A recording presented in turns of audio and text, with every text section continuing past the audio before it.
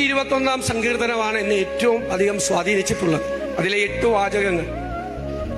അതിൽ പറയുന്ന ഒന്നാമത്തെ വാചകം, ഞാൻ എൻ്റെ കണ്ണ് പർവ്വതത്തിലേക്ക് ഉയർത്തുന്നു, എന്റെ സഹായം എവിടെ നിന്ന് വരും? എന്റെ സഹായം ആകാശവും ഭൂമിയും സൃഷ്ടിച്ച യഹോവയിൽ നിന്ന് വരും.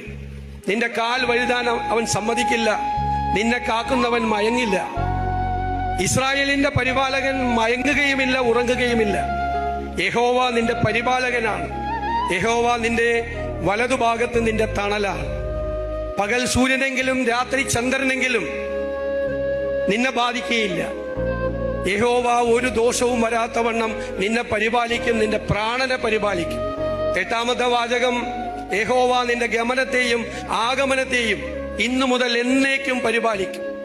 യഹോവ നിന്റെ ഗമനത്തെയും ആഗമനത്തെയും ഇന്നു മുതൽ എന്നേക്കും പരിപാലിക്കും. എന്തൊരു അഷ്വറൻസാണ്, എന്തൊരു ഉറപ്പാണ് നമുക്ക് തരുന്നത്. എന്റെ ജീവിതത്തിൽ ഒരു പൊതുപ്രവർത്തകൻ എന്നുള്ള തരത്തിൽ എന്റെ ജീവിതത്തിൽ എന്നെ ഏറ്റവും സ്വാധീനിച്ചിട്ടുള്ള ഈ 8 വാചകങ്ങൾ ഈ 121 സങ്കീർത്തനത്തിൽ